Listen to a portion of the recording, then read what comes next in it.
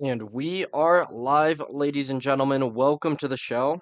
It is Monday. Very excited to be back with all of you this weekend. We're rocking the Wangaff hoodie today. Recent gift I received from just a old coworker of mine. So very, very hype. I'm not gonna lie. It is so hot, and I am dying. I'm dying. It's so hot. But the hoodie was too cool not to show off. So yeah, we're rocking the Nick Fuentes merch. So hell yeah to that. But again, it's Monday. Big show tonight. Big show. Very exciting. Very, very, very great. Big news over the weekend that I have to cover with all of you on this fine evening. We've got Andrew Tate arrested, for one, and what the fuck is going on with that? Recently, while in Miami, he was arrested by U.S. Marshals, and there's an upcoming court proceeding to see if we are going to extradite him to the UK. So, to give a little bit of a rundown here, no, Andrew Tate is not arrested for any crimes he committed while in the United States, but instead we are putting him on trial to see if we are going to send him to the UK so that they can charge him finally for the crimes that they allege that he committed while there. Crimes that are like 10 years old at this point. It's ridiculous. It's truly ridiculous. And the idea that we would send him to the UK over what is more than likely not even real, what is almost certainly truly and completely political persecution. It would be a ridiculous decision for us to make. So there is that. Not very cool there. In other news, we have Mamdani. Mamdani, obviously, part of his original campaign was that if Netanyahu were to ever step foot in New York City, he would personally make sure that he was arrested and would go to international court for his war crimes. However, Trump has said, yeah, no, that's probably not going to fucking happen. Because for those of you who don't know, Netanyahu is supposed to be coming to New York City in the coming months. So there is that, and all we see out of that is, well, Mamdani is a liar, to be honest. Mamdani is a guy, he's all talk. And I'm going to get into more of that later. But before I get into the show, please like and subscribe to the stream. It greatly, greatly helps out. We've got a movement, we've got a voice to push. So if you would like, it will do wonders in ensuring that our voice is heard, and I want you to be part of this thing that I'm trying to build here. So get in on it early because that would be, pretty fucking awesome. So hell yeah, we've got all the motion. All the motion is over here. Come over here if you want the motion. We've got it. It's here. Yeah. Fucking motion, baby. Hell yeah. But without a further of ado, we're going to go ahead and get right into our top story tonight. As I was saying, Andrew Tate. Andrew Tate and his brother Tristan Tate were arrested in Miami. They were hunted down by U.S. Marshals. Reportedly, they were found through their social media use. And the U.S. Marshals, the U.S. court has decided, you know what, we are going to push the warrant that the UK has put out for their arrest. So to give you a background on exactly where this is going to go from here, again, they're going to go to trial here in the United States.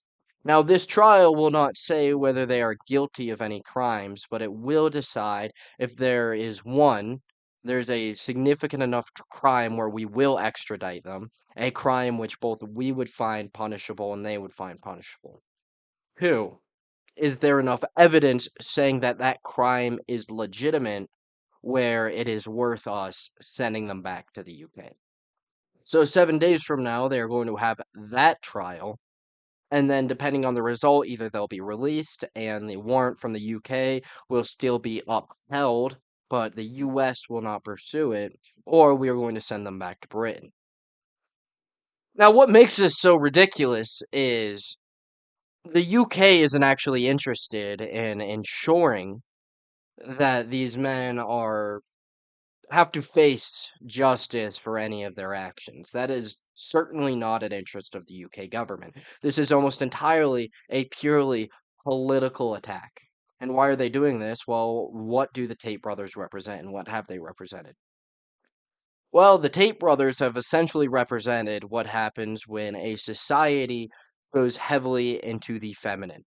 When the women and the men both become significantly more feminine, and the jurisdictions and the way we carry ourselves in society go the feminine route, well, the Tate brothers are the example when you actually try to push that upon men and they go the extreme other direction. So they are essentially the hyper masculine in a hyper feminine society.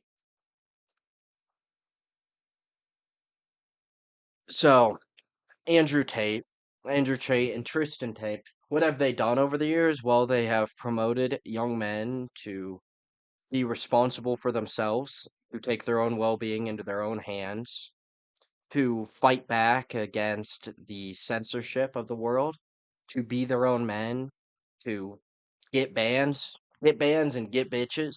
That is essentially what their brand is. And I'm sure that many of you listening to this, like, we all understand, look, we don't promote everything they did, right? We all know that the Tate brothers got rich off of a cam girl setup. All of us are anti-pornography. All of us think that is wrong.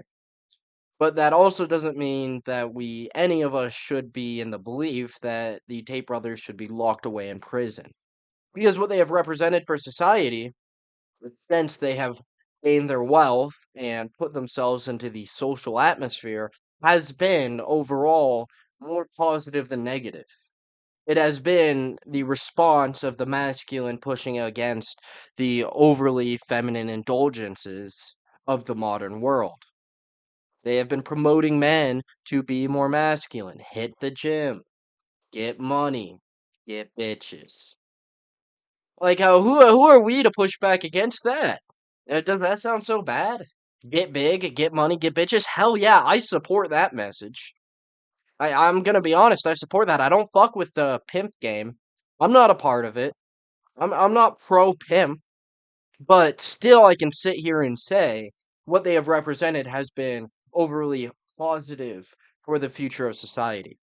Not because all of their actions are good or even everything that they push is good, but we kind of need that extreme response to the extreme situation that we are living in. It is a societal necessity for us to push for a better future. Now, that future, again, it doesn't represent everything that they do, but that response is still needed. We need the extreme opposite direction so that we can push against. All right, let me frame this out. Let me paint a picture. Femininity over here, masculinity over here. Society.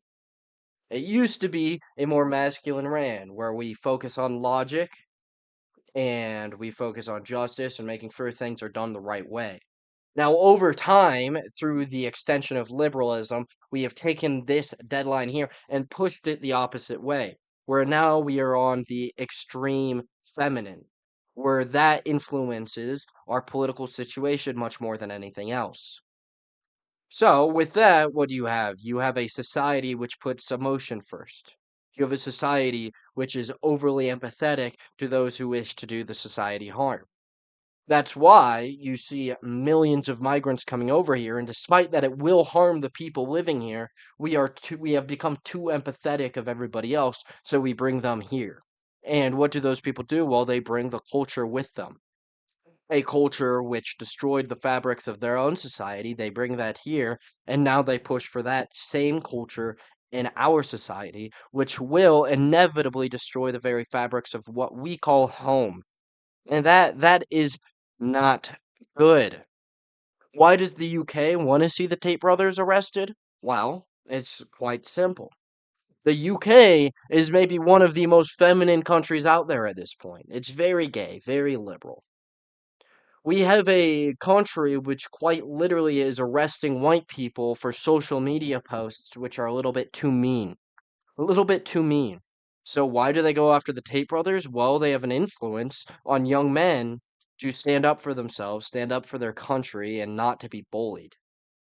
The UK wants to be able to bully young men. So they go after the Tate brothers. They're saying, hey, look, you want to live this lifestyle, we'll throw you in jail. You won't be allowed here. That's essentially what this is. It's an entirely political arrest. The UK actually cared about dealing with the crimes that they are alleging the Tate brothers committed. Well, they wouldn't allow these sex traffickers all across their country. They wouldn't be bringing them in droves. We wouldn't have an issue in the United Kingdom of immigrants running sex rings of young UK women. That just wouldn't be an issue there if the government actually cared about that problem, but they don't. They don't.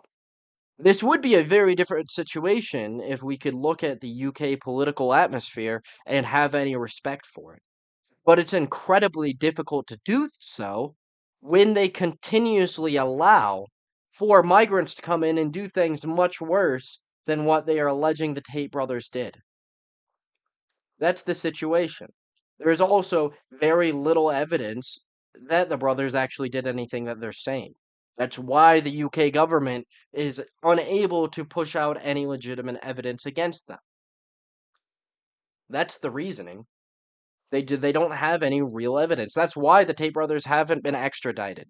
That's why they weren't sent back to the UK at any point over the last couple years. No nation has taken the alleged crime seriously. So it would honestly be a political embarrassment if the current administration allowed for the brothers to be sent back. Andrew Tate was a supporter of Donald Trump. Tristan Tate as well. They both spoke very positively of him. They are both legitimate reasons why Donald Trump won the election. They have enough influence where their positive speeches on the man, they helped him win. So for him to send them back to the UK on Me Too charges would be ridiculous. All the women who have been around the Tate brothers, everything that we've heard from people who haven't hidden their identity, anybody that we know is legitimately real has spoken very positively about them. Again, I don't support the cam girl business. I don't support the way they got their wealth. But I do think at times they are spreading a good message. A message of not getting bullied anymore. A message for taking back your country. Isn't that what we need more of? Isn't that what we are, the entire thing we are fighting for? They are legitimate allies in what we are aiming for. We want a society which is, again, ran and headed by men. Why do we want this? Well, when you allow women to take over all the powerful atmospheres, they bring in the migrants. They vote for the termination of an entire generation through abortion. A third of our generation is gone. We didn't allow that when men were heading society. We see countless counts of them making bad decisions politically. You wouldn't see criminals let out of the justice system constantly. A masculine ran society wouldn't allow for that to happen. Irina would still be alive if we chose to take criminal offenses seriously of minority groups. But our overly empathetic selves have decided, no, it's okay. No, it's okay. Let them run the streets. They're just misunderstood. They're misunderstood, towering black men. Allow them to do whatever they want. No, no, we don't actually like that. We don't support that.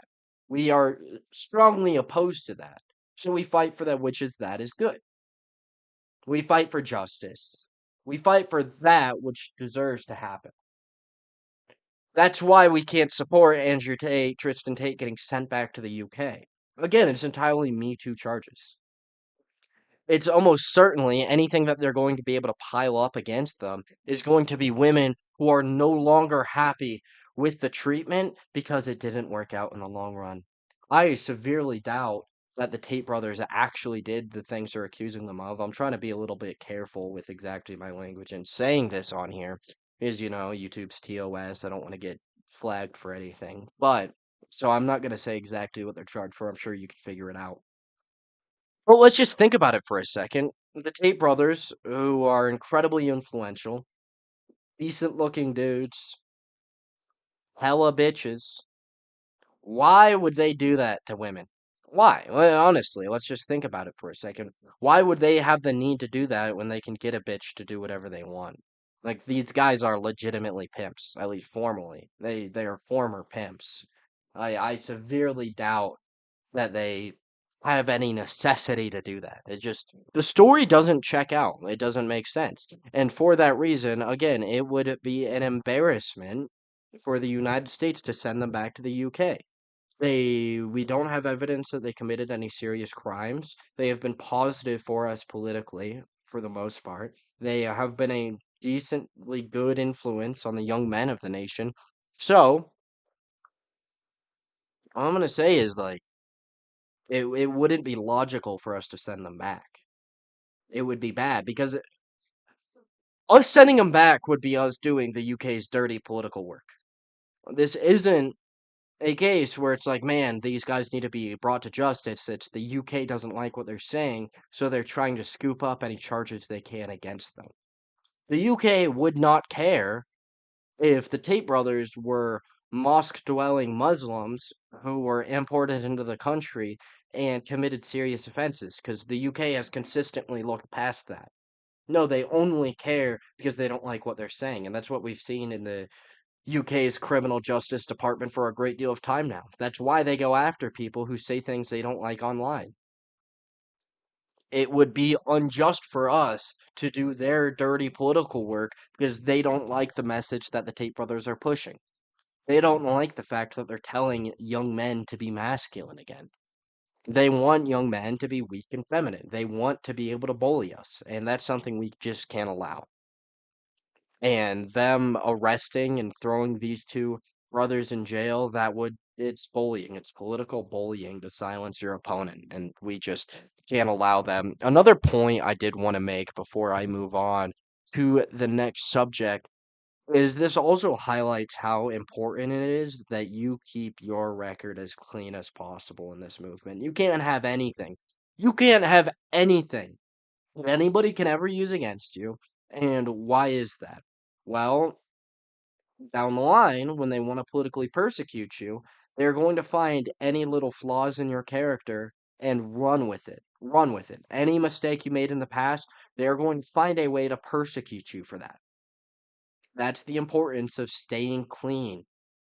Look, it's important to recognize we are on the political fringes, the political fringe of society.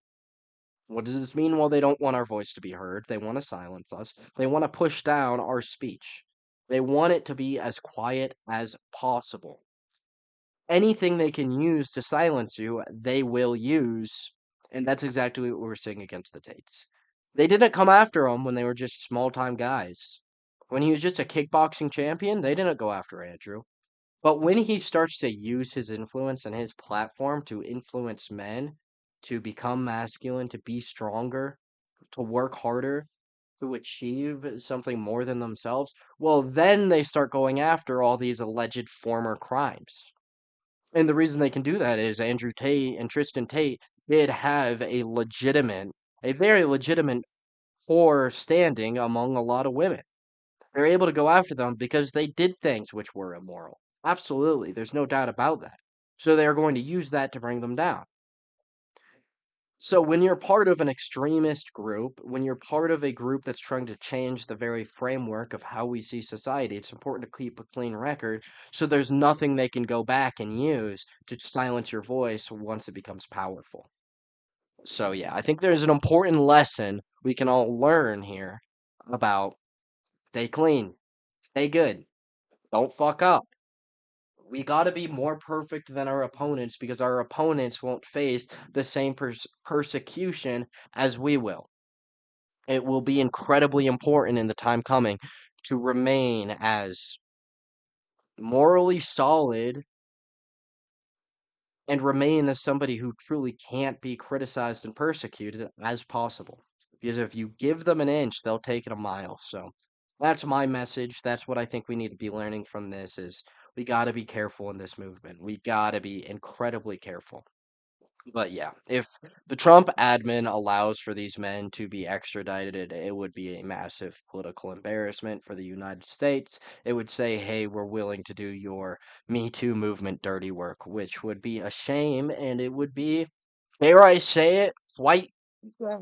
So, Trump, if you're not a that's slur. If you're not a homosexual, if you're not a ragingly flamboyant dude, you actually didn't suck, Mr. Bill Clinton, like some have alleged you had. Don't allow for these men to be sent back, because that would be kinda gay. So that's all I have to say on that. Moving on to our next story, again, Mamdani. Mamdani seems to be a growing influence across the nation. And again, like I stated at the start of the stream, Mamdani said, well, if Netanyahu comes to New York City, I am going to ensure that he is arrested. And Netanyahu is going to be coming to New York City very shortly. And in response, the mayor, Zoran, has said, I'm going to do work with our different criminal departments to see if we can have him arrested, where they would aim to have him sent to The Hague to persecute him for international crimes. Here's the thing, international crime isn't really real. Nobody actually respects it. In fact, the United States ourselves don't respect international crime. It only becomes real when it's used as political persecution. That's all it is. You never persecute your own generals. You persecute the enemy's generals. That's basic, basic political and world war knowledge, you know? So, yeah, it's not real. There's an arrest warrant for Netanyahu. It's not legitimate, really. And look, I hate the guy as much as the next person, but it doesn't actually mean anything. So when Mamdani says that he's going to have him arrested, it's not about him actually having a desire to see Netanyahu thrown in jail, to see him tried for international crime. It's not about that at all. It's about garnering public support. It's like, hey, I'm willing to say this. I'm willing to be the guy who throws him in jail. But the only reason he feels comfortable saying it is because he doesn't actually have the power to do so. It's all a game, and that's something very important. That's something that is crucial for us to recognize. When politicians say things, it's not necessarily them saying they're going to do it. It's them saying it, to garner public support. And that's something that I think we have all had a very legitimate and solid understanding of for a great deal of time now. So Mamdani makes that statement, and then Netanyahu, it's announced that he's going to be coming to New York City, and Donald Trump feels the need to say, yeah, absolutely not. You're not going to fucking arrest him.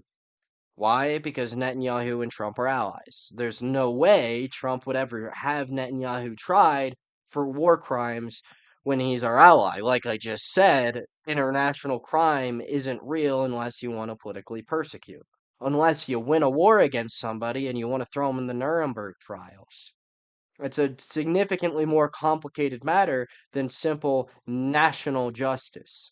It's a much more deeper issue. It's like, yeah, the mayor of New York City actually doesn't have the power to arrest a foreign leader because, that would have severe consequences. So why does Mamdani say this knowing that he can't do it? Well, again, it's simply to grow political support. In fact, I am very confident in saying Mamdani would not say that he will arrest Netanyahu if there wasn't somebody that could tell him that he can, and that's why he's willing to say it. Because what does he get out of this? Well, he can see the growing shift among the American public, along with everybody else, that Israel, it's not being very favorably looked at. Nobody likes Netanyahu across the world. Nobody likes this guy. Nobody supports him. Israel's support is at an all-time low across the nation, not only among the Democrats, but is growing among the Republican Party as well. And we're at a time when you only really see Republicans who support Israel. And yet it's decreasing in the younger generations of them as well. So it's at an popularity for all-time popularity for Mamdani to say, I'm going to arrest Netanyahu. That's the situation. Now, why does he say this again? He gets the popularity, but he also doesn't face the consequences of it being a legitimate statement. If Mamdani had the power to arrest Netanyahu, Well, then it would be a global issue if a United States politician that could arrest him said he was going to arrest him. Because look, that has massive consequences across the world. Because look, whether you like it or not, Israel is an ally of America.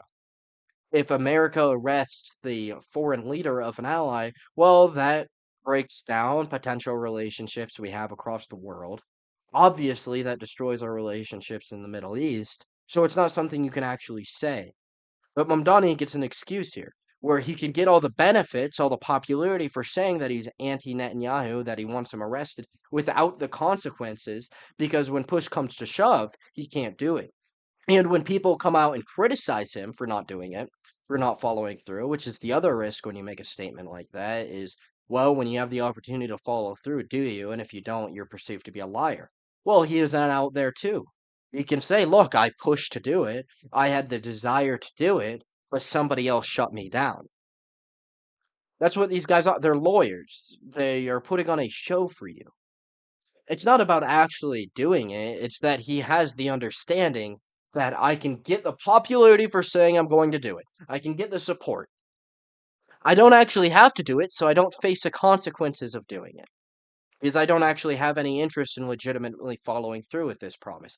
I won't get any pushback for not following through with this promise. Why? Because I can blame it on somebody else.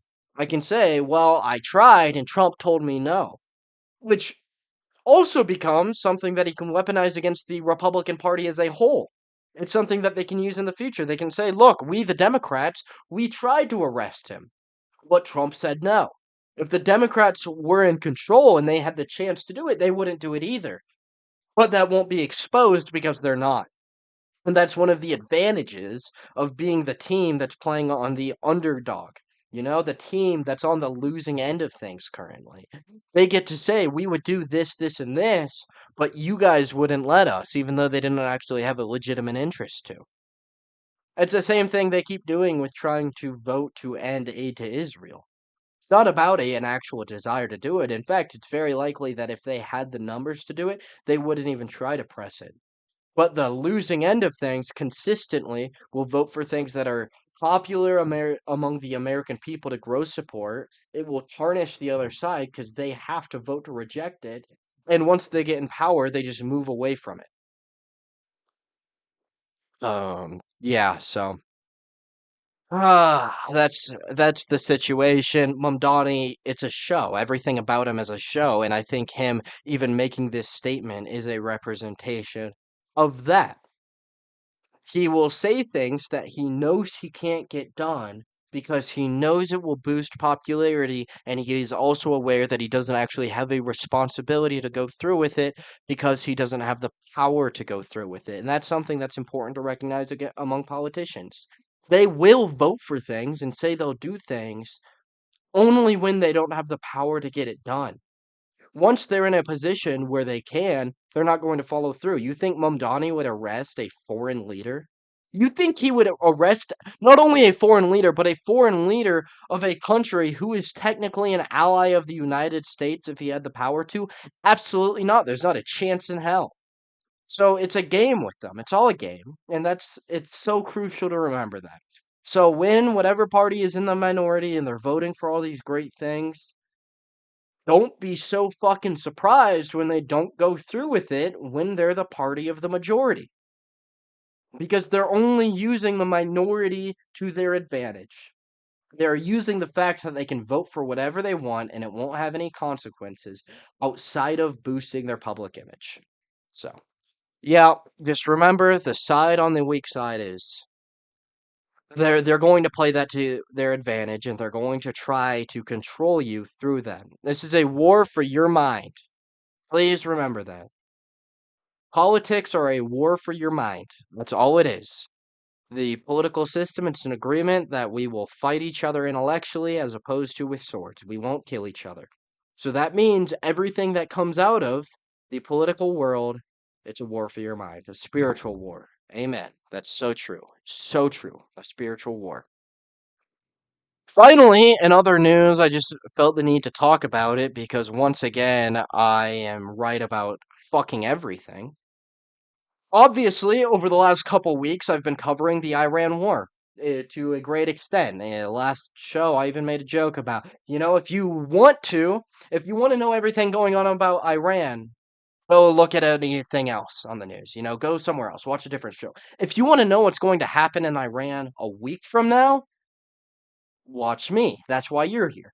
I'm here to tell you not what happened yesterday, but why what happened yesterday means for what will happen a week from now.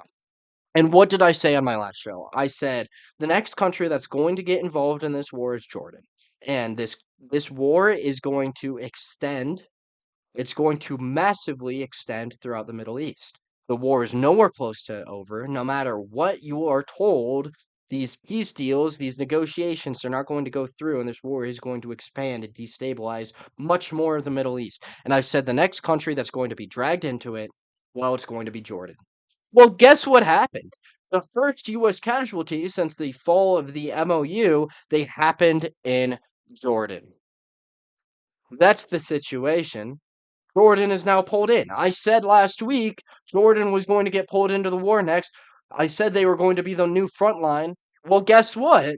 More and more of Iran's strikes, they're all against Jordan. Now, why is this? Well, Israel, if you strike Israel, they have the power to strike you hard.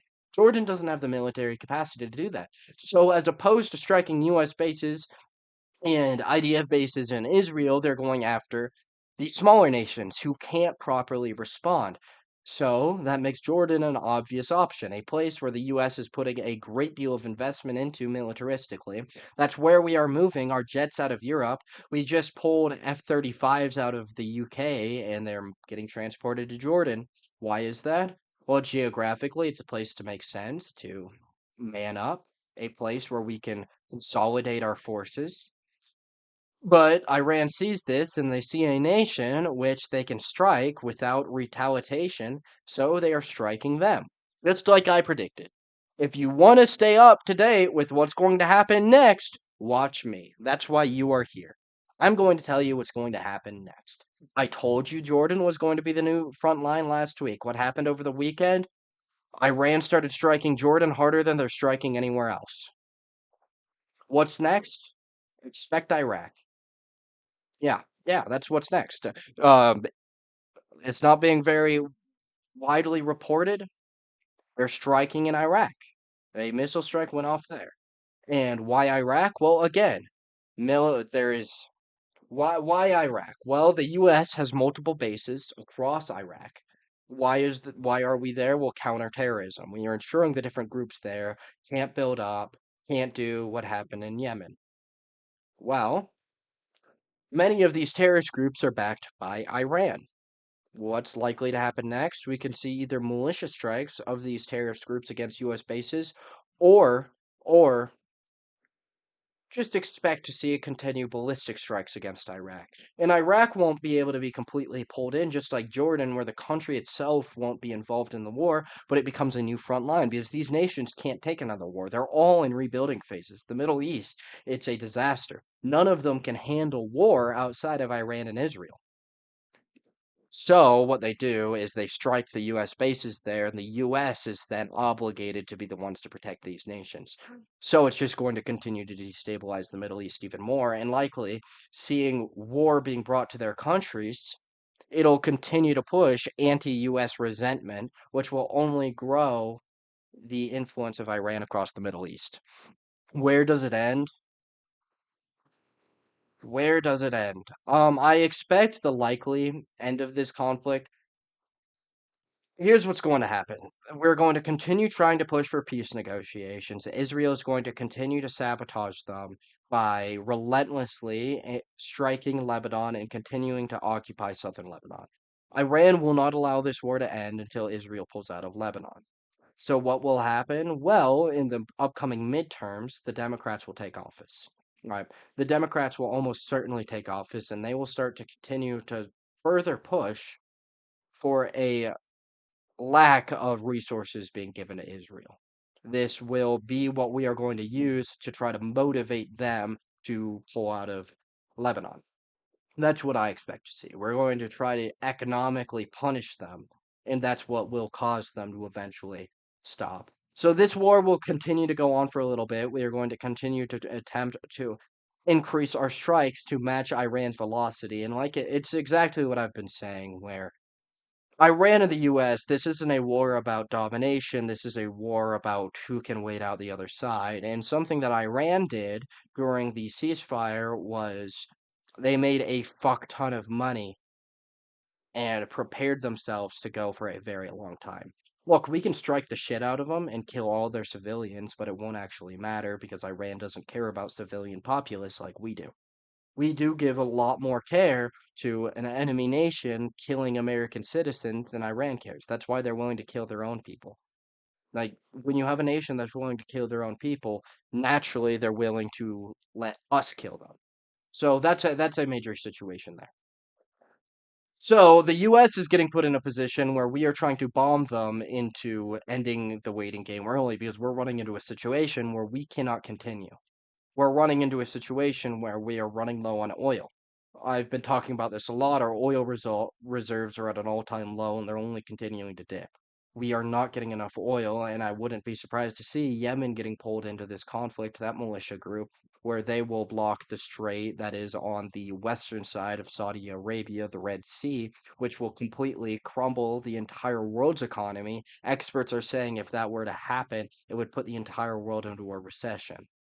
Likely, I think that the US is going to have to make a negotiation with Iran, and what will be traded is Iran will gain more control over the strait and more economic incentive, where they will be able to charge us more for allowing ships to pass through the Strait of Hormuz and trade. Their nuclear program will be regulated. So that's how I expect this to eventually end. Eventually, the sides will decide, or eventually, the US will decide we can't play the waiting game anymore, make some concessions economically on the strait.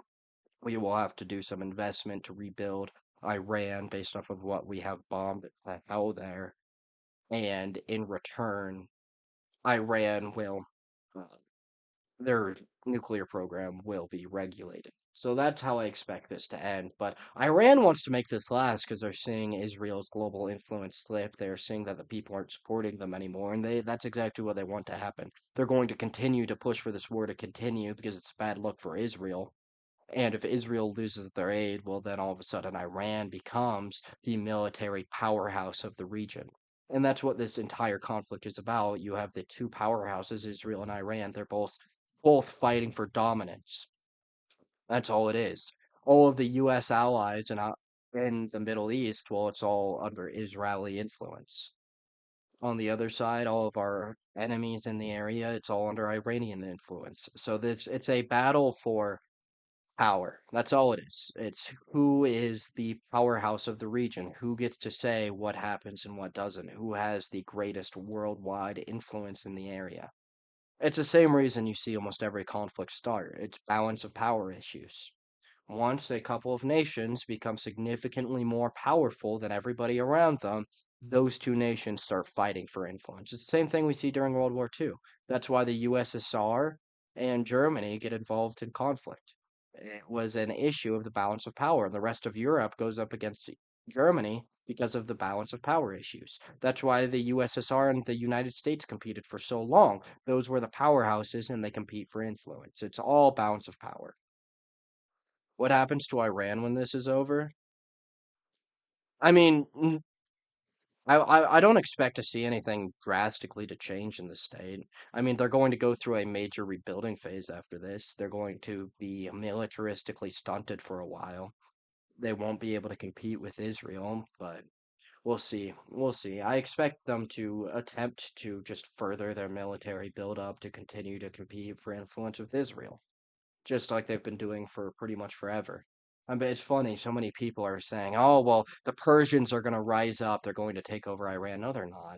No, they're not. Too many of the people of Iran are legitimately Islamic radicals who fully support the radical government that is currently at state. So I don't expect anything drastically to change there. I think they'll gain influence actually, and they will command more respect from the rest of the world after not beating the United States, but surviving against us.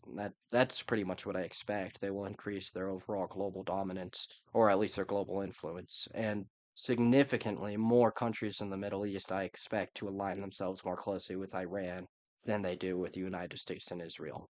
So I expect this war will actually significantly harm our influence in the area. That's what I expect. But I'm going to start wrapping up this show here. Thank you so much to everybody for listening. Again, like I said at the start of the stream, please like, subscribe. It greatly helps out the show, helps out the influence. So I really appreciate it. If you guys have any more questions for me tonight, please let me know now. I'll keep the stream running for a few more minutes just to let any of those go through. But just to recap, Iran, I'm right about everything. If you want to know what's going on in the future, I'm your guy.